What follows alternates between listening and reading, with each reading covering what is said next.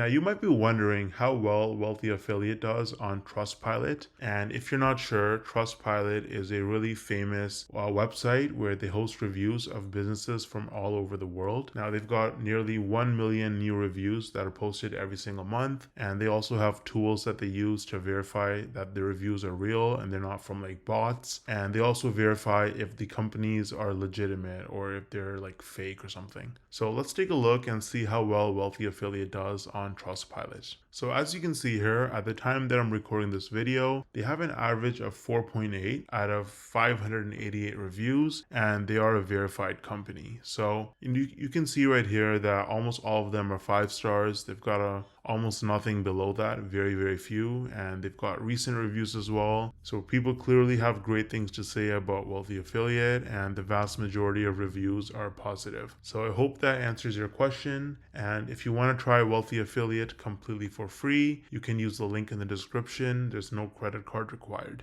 Now you might be wondering, is it possible to use Wealthy Affiliate even if you have nothing to sell? Click the video showing up on your screen and I'm going to answer that question for you.